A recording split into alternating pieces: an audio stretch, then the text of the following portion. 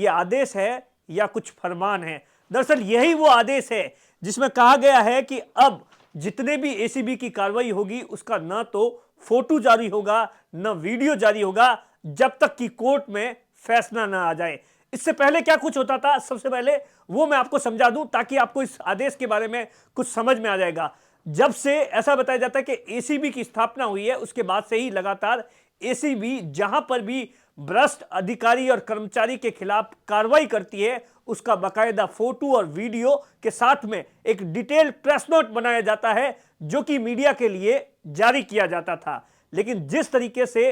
DG BL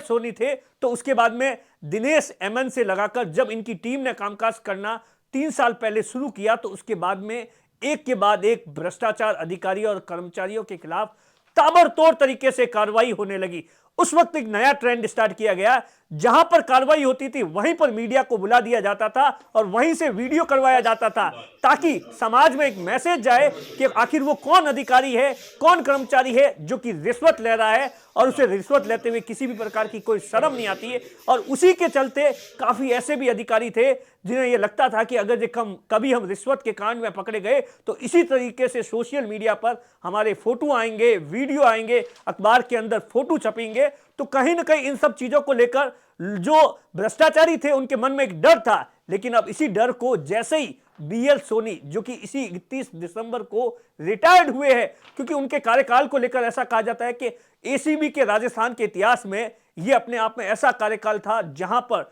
सैकड़ों की तादाद में भ्रष्टाचार, राजस्थान के भ्रष्टाचार और अधिकारियों व कर्मचारियों के खिलाफ ताबड़तोड़ तरीके से कार्रवाई हुई और उसी का नतीजा था कि कहीं न कहीं भ्रष्टाचार पर अंकुश लगा। यहां तक कि टोल नंबर पर जो लोग कॉल करते थे, शिकायतकर्ता होते थे, उनकी शिकायत पर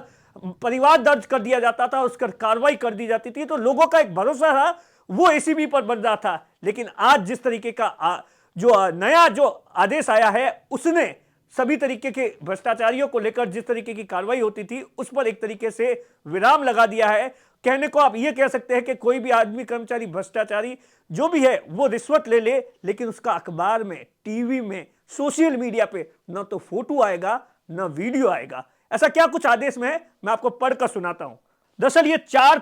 तारीख यानी आज का ही आदेश है जो कि अतिरिक्त महानिर्देशक प्रथम, जो कि एडिशनल चार्ज दिया गया है, उन्होंने जारी किया है और इसके ऊपर बाकायदा सब्जेक्ट लिखा गया है, टैपशुदा आरोपी संदिग्ध का नाम, फोटो सार्वजनिक नहीं करने के बाबत। ये किसको लिखा गया है लेटर, आप देखिए, समस्त जो चौकी यूनिट प्रभारी जो एसीबी के हैं राजस्थान के, जो ये वही जो चौकी प्रभारी है और यूनिट प्रभारी है जो कि मीडिया के अंदर उस भ्रष्ट अधिकारी और कर्मचारी की जानकारी साझा करते थे, उनको ये लेटर लिखा गया है। और इसमें लिखा गया है कि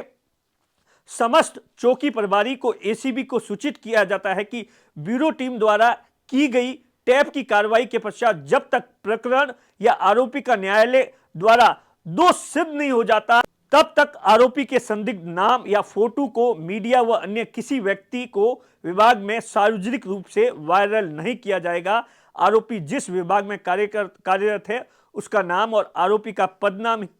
की ही सूचना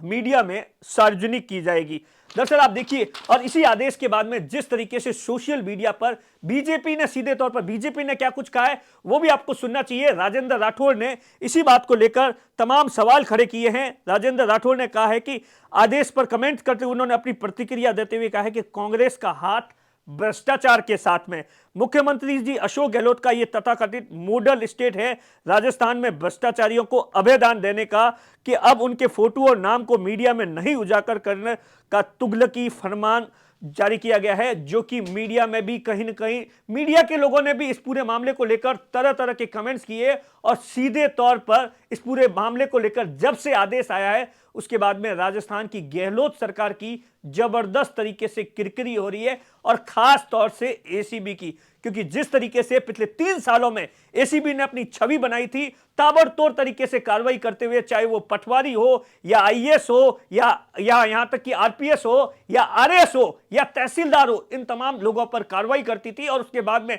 उसने 1 घंटे के अंदर बाकायदा प्रेस नोट आता था जिसके अंदर ये डिटेल आती थी कि ये जो भ्रष्ट कर्मचारी है जिसने रिश्वत ली है इसका कहां पर है, किस तरीके से इसके इसके पास में पैसा मिला है, क्या कुछ इसके खिलाफ शिकायत थी, और उसके बाद में उसके संपत्ति पर जब छापा पड़ता था तो मीडिया को बाकायदा कवरेज करवाया जाता था। लेकिन अब राजस्थान की गहलोत सरकार में उन भ्रष्ट अधिकारियों और कर्मचारियों का नाम, फोटो और वीडियो नहीं दिखाया जाएगा। कैमरे के पीछे अशोक है, मैं आपका साथी दिनेश बोहरा।